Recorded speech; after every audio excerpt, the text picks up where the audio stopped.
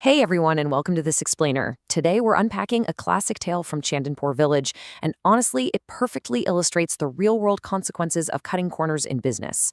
We're looking at a story that feels just as relevant in a modern corporate boardroom as it does in a rustic village square. It's basically a masterclass in the long-term ROI of ethical practices versus the absolute disastrous fallout of short-term greed. So let's just jump right into it. Right off the bat, let's dive into this core question. Can greed actually destroy a thriving business? To figure this out, we're going to examine a famous local mutton rice dhaba in Chandonpur. And let me tell you, this business was an absolute goldmine. People were literally traveling from 4 neighboring villages just to eat there, and they had long lines from early morning to late at night. But there was a massive critical flaw in their business model. The owner, Raghuveer, was taking all the credit and all the profits, while the entire success of the dhaba hinged on just one single asset: a highly loyal, hardworking, and exceptionally skilled chef named Keshav. The whole operation essentially rested on this guy's shoulders. All right, moving to our first section, the beginning of greed.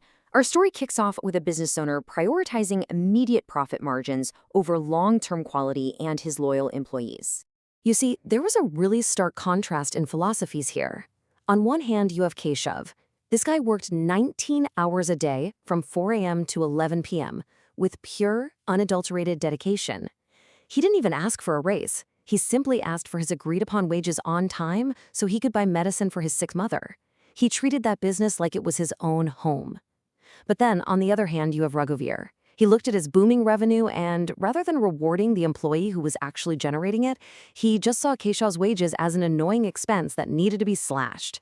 He was operating on pure greed and arrogance, totally disconnected from what made his product so good in the first place. So Raghuveer coldly fires Keshav, tossing him out without a second thought for his sick mom, and hires a cheaper, lazier replacement named Chuggan. Now Chuggan pitched himself with a fundamentally flawed business philosophy. He claimed, taste is in the spices, not in the hands. He basically told Raghuveer he could cut operational costs in half because, in his mind, quality doesn't require skill or care, just cheap tricks. And Raghuveer? He bought it hook, line, and sinker. That single decision right there sealed the dhaba's ultimate doom. Because, as we all know, execution and expertise matter just as much as the raw materials. That brings us to Section 2, two different businesses. Let's observe how these totally contrasting philosophies materialized into two very different, directly competing culinary setups right on the exact same street. The most crucial takeaway here is what Keshav did next. He didn't just give up. No way. He borrowed a little bit of money and channeled his incredible skills into a simple but incredibly successful chicken roll cart. Sure, he started small on a humble wooden stall, but his fundamentals were rock solid. We're talking spotless hygiene, fresh ingredients, pure cooking oil, juicy chicken, and this special homemade chutney that people just couldn't resist. He understood his target demographic perfectly: young people and workers who needed a quick, delicious, affordable meal. Keshav proved that quality, cleanliness, and a welcoming smile naturally attract customers. Very quickly, massive crowds were lining up at his cart.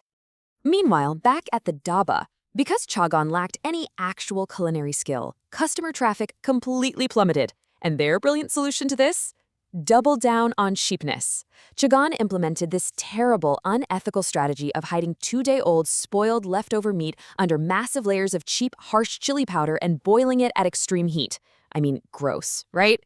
The result was exactly what you'd expect. The dhaba's fiercely loyal customer base rapidly evaporated because of the foul smell and absolute lack of taste. The market always corrects itself, and those consumers quickly realized they were being cheated.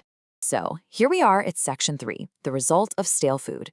This is the breaking point where arrogant, unethical business practices cross the line from just being bad business to actually physically harming the consumer. Just trace this downfall. It is breathtakingly fast. On day 1, Raghuveer fires his absolute best asset, Keshav, purely to save a few bucks. By day 2, he replaces him with cheap, unskilled labor. On day 3, the massive drop in quality leads to unsold inventory, so they start reusing stale meat to protect their precious margins. And finally, on day 4, disaster strikes. The most powerful man in the village, Zamindar Vikram Singh, orders food for his wealthy VIP guests from the city. Chuggan lazily serves them the disguised spoiled meat, and within 2 hours, the VIP guests are struck with severe abdominal pain. This lazy, greedy decision completely blows up in their faces. Talk about real-world consequences. A doctor is called in and provides direct medical confirmation that the severe illness is strictly from consuming spoiled, stale food. The Zamindar is humiliated in front of his city guests, and he is absolutely furious. He marches right down to the Daba, publicly exposes Raghuveer and Shagan's greed, and bans everyone in his massive network from ever stepping foot in that place again. The immediate cause and effect here is striking. A total loss of community reputation happens the second the doctor confirms they're dangerous to seed. Their business literally goes to zero overnight. Which leads us to our final section, sabotage and justice. Because instead of reflecting on their failures and maybe trying to make amends, our antagonists resort to a desperate, malicious plot against their thriving competitor across the street. Completely unable to compete fairly, Chagan orchestrates this malicious three-step midnight sabotage. Step 1. Under the cover of darkness, sneak out into the silent village square. Step 2. Take a container of highly degraded, foul-smelling oil and pour it directly into Keshav's pristine, high-quality cooking oil can. Step 3. Retreat and just wait for the morning to watch the tainted oil ruin Keshav's food, hoping the public outrage will destroy his business. It is corporate sabotage in its most literal, physical form. But what these saboteurs didn't account for was one single, unpredictable variable: a sleepless witness. Dino Kaka, a sharp-eyed elderly man in the village, suffered from severe insomnia. Because he couldn't sleep, he was out taking a midnight stroll and sitting quietly on the village square platform. From the shadows, he observed the entire thing. He saw Chagan creeping around with the bad oil, turning himself into the absolute perfect, silent witness to their crime. The very next morning, the confrontation was explosive. As soon as Keshav lit his stove, the tainted oil started to smoke and emitted this terrible, foul odor across the whole square. Customers were obviously disgusted. Raghuveer, standing right across the street, immediately sees the opportunity. He hypocritically weaponizes the crowd's confusion, inciting an angry mob by shouting that Keshav was poisoning them for profit. As the mob moved to violently flip and destroy the cart, Keshav desperately pleads his innocence. And then, luckily, almost like a dramatic movie scene, the roaring sirens of the village police inspector, Daroga G, arrive with seconds to spare, pausing the chaos. Now, the police inspector didn't just listen to the shouting mob. He actually looked at the physical evidence. He inspects the oil can himself and notes this brilliant little forensic detail. The oil was perfectly clean and clear at the top, but it was visibly thick, dark, and dirty at the bottom. This physical stratification proved that the contamination wasn't just some bad batch of oil Keshav accidentally bought. It was clear-cut evidence of external tampering. Someone had poured a heavy, sludgy substance into clean oil. This instantly shifted the narrative from Keshav's negligence to a deliberate, calculated sabotage. Once foul play was suspected, our silent witness, Dinu Kaka, stepped forward. His undeniable testimony led to a direct police search of Raghuveer's Daba, where they found exact matching bad oil and the empty container used for the sabotage hidden right in the back room. The results were swift. Raghuveer and Chagan were arrested on the spot and sent to jail for adulteration, conspiracy, and endangering public health. Meanwhile, Keshav was completely vindicated. His absolute commitment to quality was proven true to everyone, and his business absolutely boomed as the entire village realized his unwavering honesty.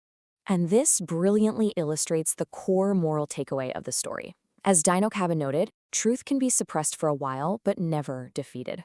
Raghuveer tried to suppress the truth through cheap ingredients, aggressive lies, and literal sabotage. But a fundamentally rotten core just cannot sustain a business or a reputation. Integrity, transparency, and hard work will always, eventually, outlast greed and deceit. Keshav's dedication to his craft and his customers proved to be his ultimate competitive advantage. As we wrap up this explainer on Shandonpur's most famous chicken roll cart, I really want to leave you with a final thought to reflect on for your own daily practices. How do you apply honesty and a commitment to quality in your own life or work? Are you building a rock-solid foundation like Keshav, rooted in delivering genuine value? Or are you secretly looking for Chagan's shortcuts? It's a powerful reminder that doing things the right way isn't just about good morals. It's honestly the absolute best business strategy. Thank you so much for joining me today, and keep striving for excellence in whatever you do.